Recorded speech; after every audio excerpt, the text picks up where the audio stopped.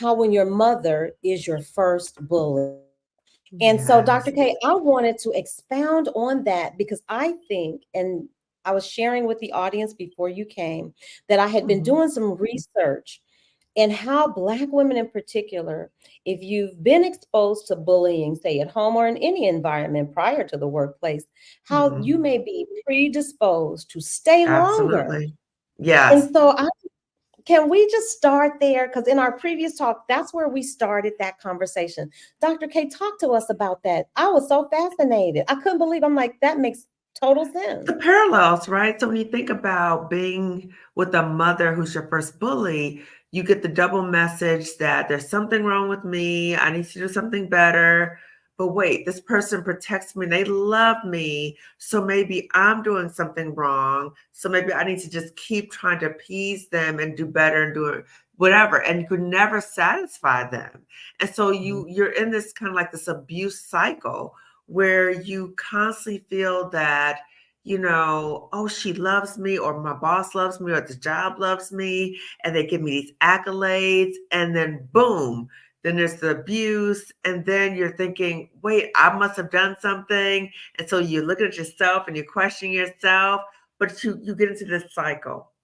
And Mhm. so those early experiences with a mom who might be a bully primes you for not only toxic work environments, but abusive relationships, abusive friendships, just things that are not to our benefit because we don't really know our own self-worth.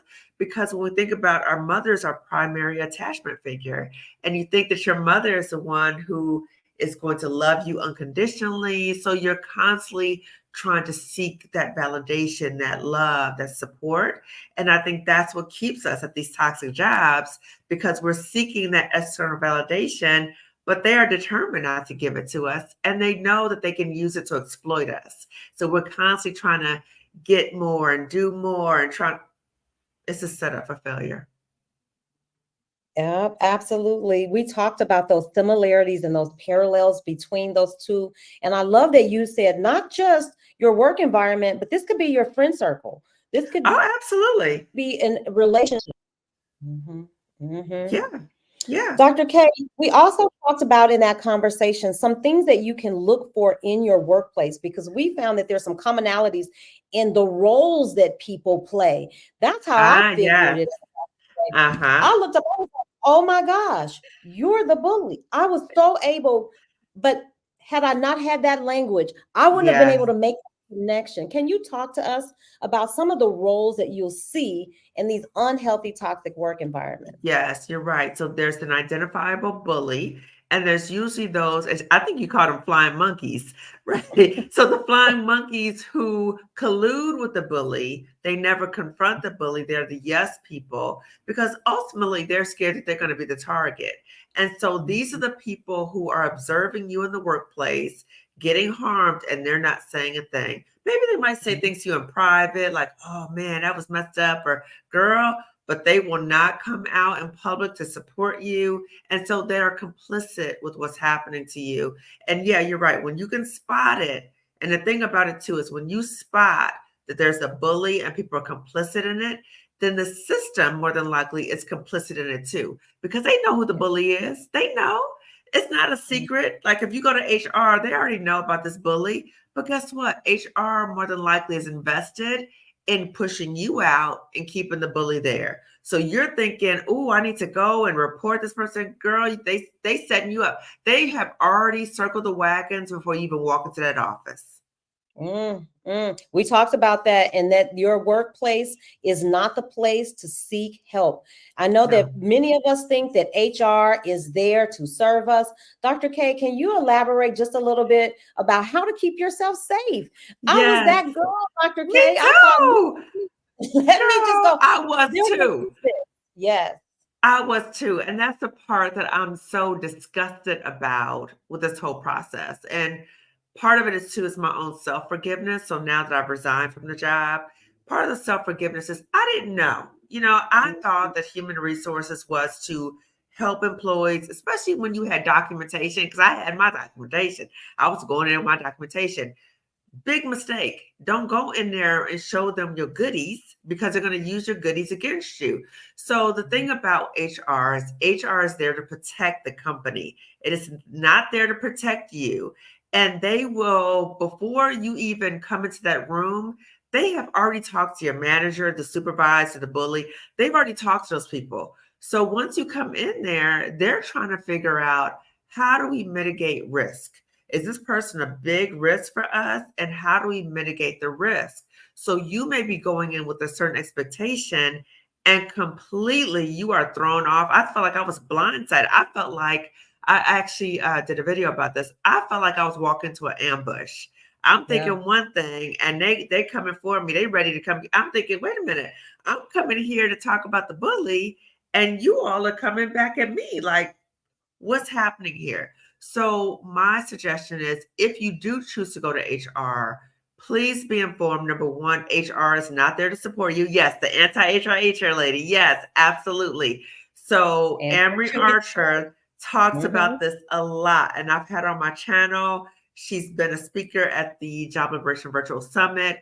It's so important for you to recognize and the importance of you protecting yourself. So have all your documentation. Anne Marie says from day one. So from the first day you start working, you document every single day what has happened.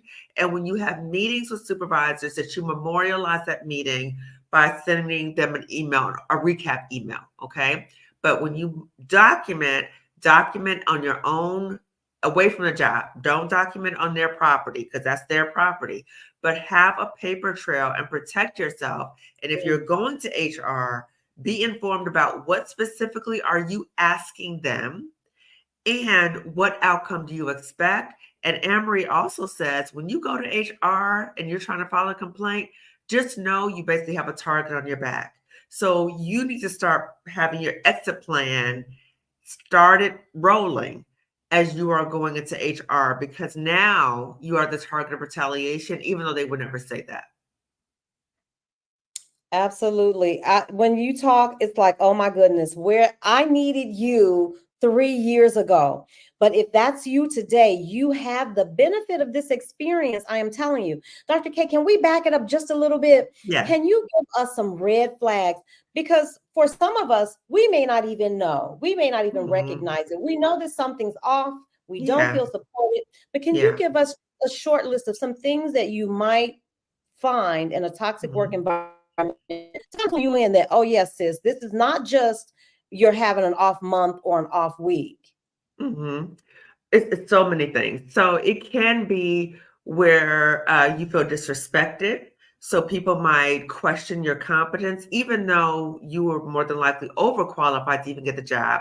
But they might question your competence. They might start piling on extra work for you with no extra compensation.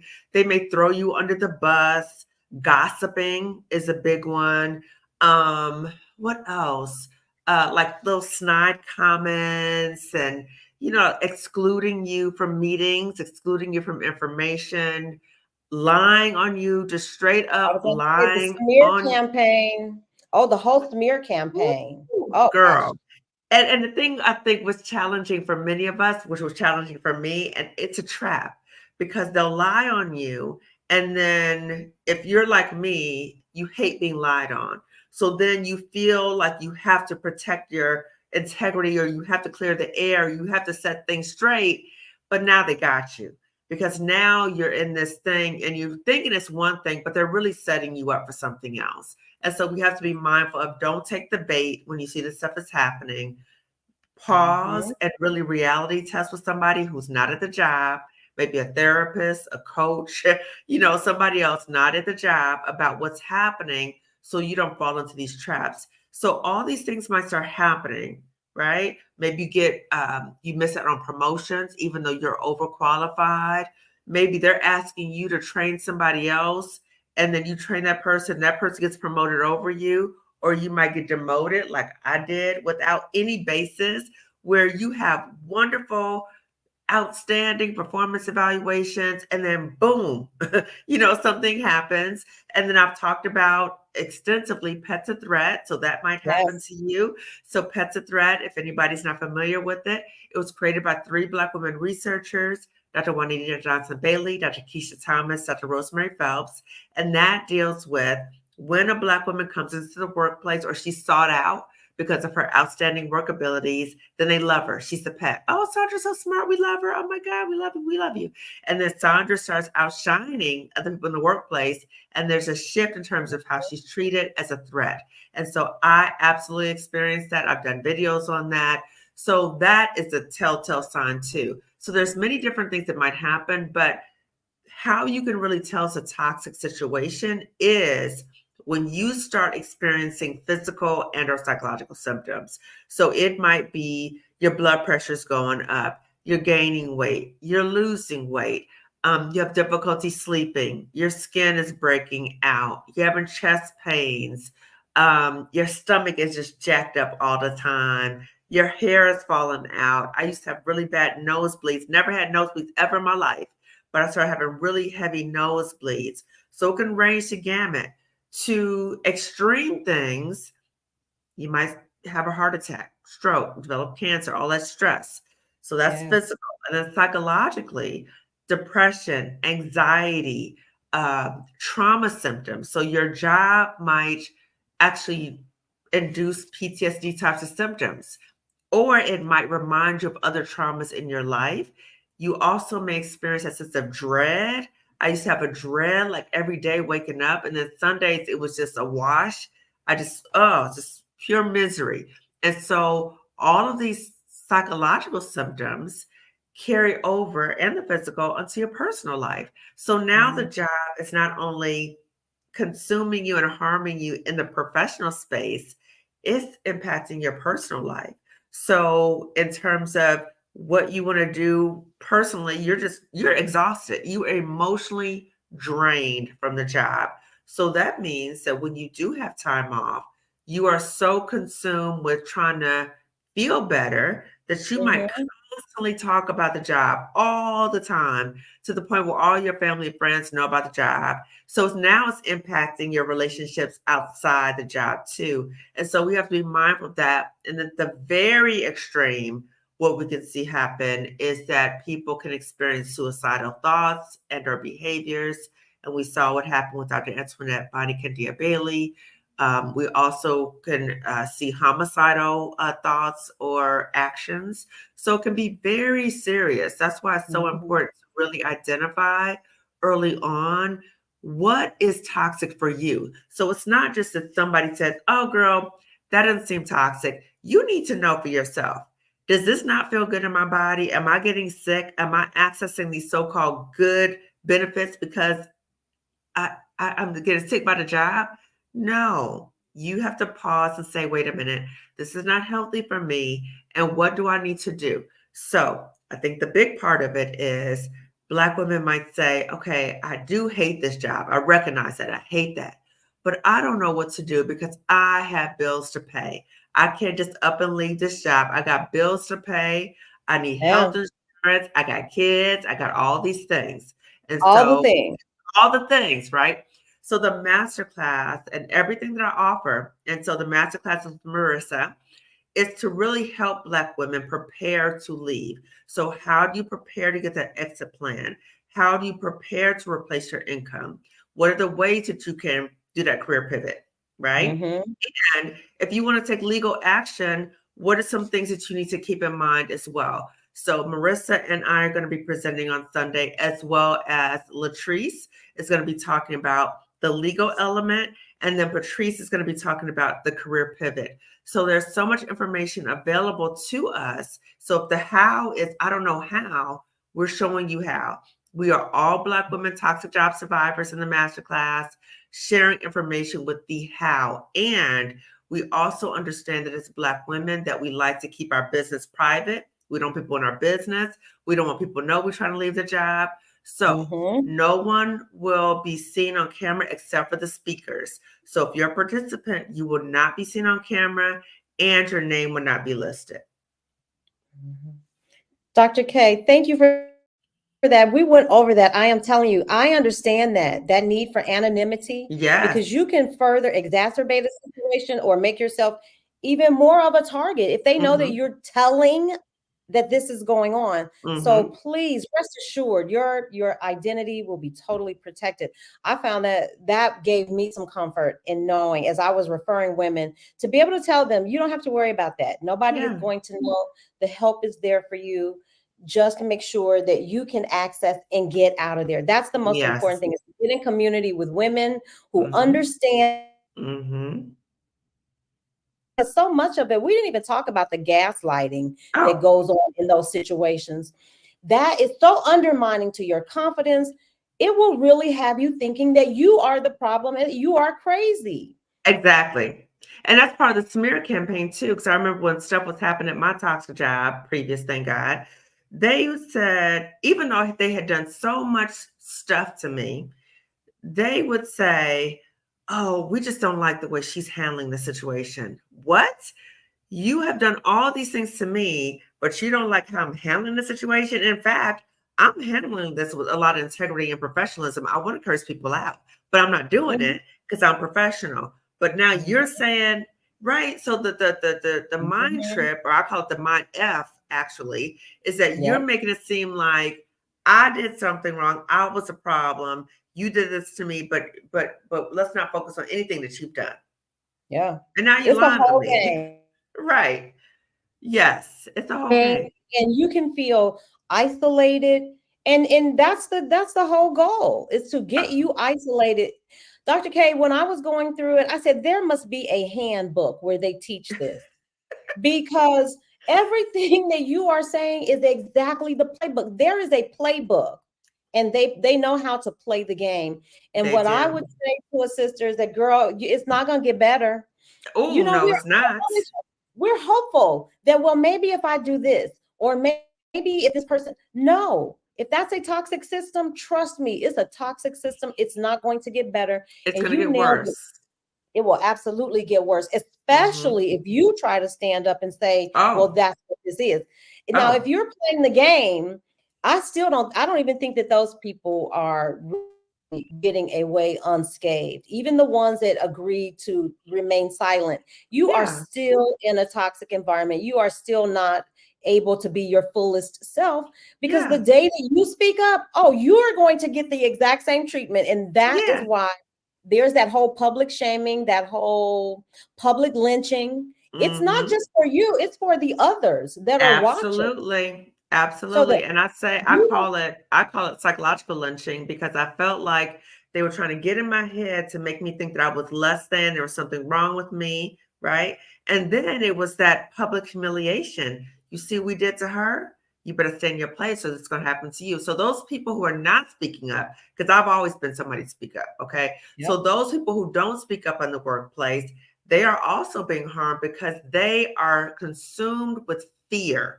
So every day they are in fear that it's going to roll back to them in some kind of way. And it will eventually. It'll eventually roll back to them in some kind of way. But every day they are consumed with fear. And that's how they live their existence. That is extremely stressful. yeah. Dr. K, I like to think, and my next question, I kind of already know the answer. I was going to say, could you share some success stories, some women who have successfully pivoted out? But y'all, we really don't even have to go further than the chat. We can look, right, you are looking at two women who successfully pivoted out of toxic work environments and created a lane for themselves. Dr. K, talk to us about that, because that was never an option. Nobody ever said to me, Mhm, Sandra, you can mhm. leave this place and start your own. That was never, they told me, well, you've been here 35 years. Who's going to hire you? That was the Oh, conversation I got. wow. Where are you going at this age? Talk to us about Mm, the possibilities of the pivot. yeah. Well, first, I want to say this. We have to be mindful of who we share information with around us. So if somebody says something like that to us, like, you can't go anywhere, where are you going to go? This is a good job, all that kind of stuff, you need to use some discretion and say, you know what? I'm not going to tell this person my business anymore because they're going to keep me stuck in an environment where I'm continuing to be harmed. So that's the first thing. But if we just look on the YouTube world, Stephanie Perry, Rashida Dow, Halisi, Adelia, Krishan, Marissa, me, Colette Elizabeth, you, Dee. I mean, all of these Black women have been in a toxic work environment. They have pivoted out and they are doing so much better physically and psychologically. So you are able to Yes. pivot out. Now, some Black women pivot out and they create their own thing. Okay. They create their own business, or they may go into another job and the job might be good. So not all jobs are horrible. I think it's important for us to recognize what are the toxic signs, red flags. I need to watch out for that. And we're covering that in the masterclass so that once you leave a job, you don't end up in another toxic job or a job that's even worse than the job you came from. Mm-hmm. Mm-hmm. Yeah. And I would like to say that my hope is that on my YouTube channel that I have, or I am chronicling my own healing journey and how I was able to pivot, because I actually started my YouTube channel when I was on a leave of absence from that job. And so it was kind of helping me build up the courage to leave. So my hope is that when Black women watch my YouTube channel, that maybe they might be in a similar position. They may really want to go, they hate it, they dread it, but they're scared. The fear is there. And I just Mhm. wanted to say the fear is a normal reaction. It's a normal reaction. We're going to be talking about that in the masterclass about how to deal with the fear, how to walk through. So still move forward, still plan, even if you have the fear, but don't let the fear stop you. Yeah. Dr. K, it's Sunday night, and I can remember dreading a mini Sunday night. Yes. That tummy churn, because you know Whew. tomorrow you have to go in and face this whole horrid situation. If there's a sister sitting with us tonight, Sunday Yes. night, Yes. with that feeling of dread, what is Yes. something that you can give her? Because we still, the first session is October 20th, is coming up. She's got a few days before she can get to the sister circle for the help. What would Yes. you tell her to do immediately on having to go into the workplace tomorrow to face this same horrid situation? What is something she could do immediately to help insulate herself or to help cope with that situation? Yes, several things. One is just know you're not alone. So that helps too. So a lot of times when these things happen, you feel like I'm the only one going through this. Number one, you are not alone. Number two, you have resources and you have options. So even if it feels like, oh my God, I got to go in this place, know that it's time limited. You will be making a plan to get out. That helped me tremendously. And think about what other resources do you have available to you. So it might be, so what I'm gonna offer some short-term band-aids, but this is just to help you get through it. Okay. So as you get up, think about what is your goal for that day and what helps center you as you are on that your way to your job. So is it listening to supportive music? Is it listening to a supportive podcast? What is that? As you get out of the car, remember, think about what is your affirmation going to be for that day to get you through the day. And if you have to keep reminding yourself of that, then keep doing that. Remember to engage in deep breathing. Take steps away from your desk. Maybe take a walk outside if you're able to. Do these things. And let's say when you're at lunch, if you don't want to eat with these people, don't eat with them. Okay. Your lunch is your time. So you need to have some time to regroup and not feel like you're always like on guard and people always watch. You got to pretend eating lunch with them. If you don't want to, make up an excuse about why you can't have lunch with them. And then make sure you leave work on time. And once you leave work, think about, okay, I want to process this what happened to me, but make it time limited. My hope is that once you get to your door, or if you're working from home, once your workday is over, that you don't spend the majority of your evening talking about your job. I used to make my home my sanctuary space. So once I got off of my job, once I got to that door, not going to talk about the job anymore. So please have your home as a sanctuary space, because then it feels like the job is the toxicity is coming into your home.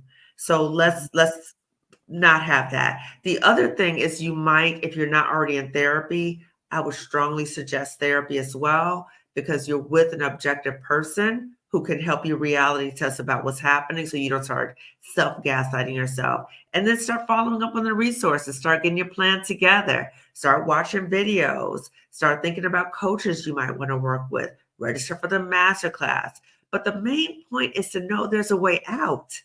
So you don't feel hopeless. There is a way out. And I hope you can see us by example that you can get out and you could do very well. You could do very Yeah. well. Not just out and making it or limping through. You can get out and thrive and Thrive. glow and create the Yes. life of your dream. But Yes. I've heard people say it's hard to receive when your hand is closed. And if you're holding on, clenching that thing, it is so hard to move on. It's hard to see that there's a brighter light, there's a brighter day. But we promise you, you are looking at two pivoters. We absolutely did it. We absolutely left those spaces.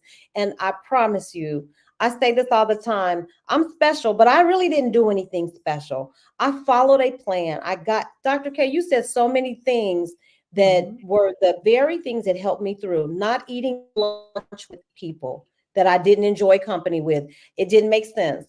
It made sense that my home had become a sanctuary, and I Yes. still implement some of those things now. My home is absolutely my sanctuary.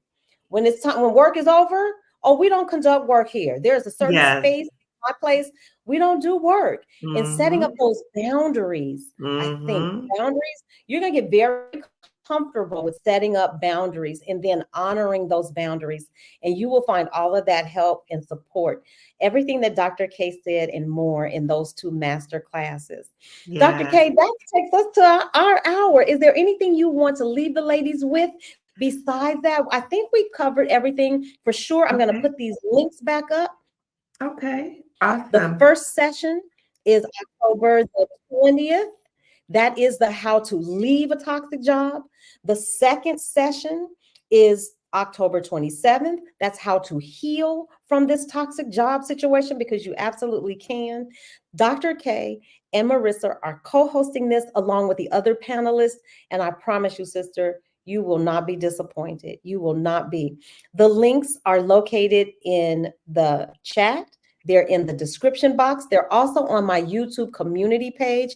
And you can always get over to Dr. Kamani's YouTube channel, Lifting as We Climb, Consulting Wellness Services. And you can check Yes. out Marissa's YouTube channel as well. Dr. K, is there anything you want to leave us with before we sign off tonight? Well, I am, again, I'm so sorry to you and to your audience. And full disclosure, I've been really busy trying to share information about the masterclass, and I was exhausted. So I took a little nap, like a power nap, and I had the time mixed up. So again, I apologize. But I just want to say to Black women that somebody asked me if the work that I'm doing right now, if it takes a toll on me, but it actually brings me joy. It really brings me joy to be able to continue to heal by sharing my story, but to know that I'm helping to liberate other Black women, that fires me up. I'm so filled with joy with that. And I might not even know you personally, but I want you to win. I want you to be healthy. I want you to know that there's another way. And I want to show you that there's another way. Not just tell you, I want to show you there's another way. So check out the master classes. They will be incredible. And again, you will not be on camera. Your name will not be listed. So, and it's not that expensive. Okay. It's really not that expensive. So take the opportunity, register, and also please share this with other Black women, because if you know another Black woman, more than likely she is in a toxic job as well. So please register and also share this information with other Black women. Yes. And if you're with us in the chat tonight, please like, subscribe, share this channel. Please share this video. Send it out to somebody that you know might need it. And even somebody, you don't have to know them. Share this information. The ripple effect, they can share it with somebody else. We just want Black women to know they are not alone and that there's Yes. qualified help here, research-based help, professional help to get you through these tough times. So With that being said, Dr. K, thank you. It is always an honor. And listen, you don't have to explain. I already know. Dr. K has been busy. I mean, busy beating Man, the I've been on drum. YouTube streets, girl. I've been on the Dr. streets. K, I'm Yes. watching you. I was like, look, I gotta go take a power nap because Dr. K is out here killing the game. But I am so proud of you and I'm so happy with the Thank work that you. you're doing, Dr. K. I am so happy to refer folks your way so that they can be free and glowing. Because you know there is a glow. Once you get out of that crazy mess, Girl. there is an absolute glow to the women. You just pay attention, watch them. We're not just talking. Look at some of True. these sisters who've pivoted out. There's an Yes. absolute glow, and we want you to glow too, sis. Yes. All right, Dr. K, hold tight. I'm going to bid everybody a fond adieu, you all. And finally, do not forget that Marilyn is raising money for Alzheimer's as well. And we love Mara Love. If it wasn't for Mara Love, none of this would happen because Dr. K, Mara Love has to call and wake me up. She's the one that keeps me. She keeps me on track to make sure that I am where I'm supposed to be and on time. So thank you, Mara Love. If you so inclined, please click that link and support Alzheimer's. It's a worthy cause. And I will see you guys back here tomorrow, I think. We have another live coming up on Sunday. Yes. Wow. So stay tuned, ladies, and we'll see you then. Take care, everybody. Bye bye. Bye, everyone.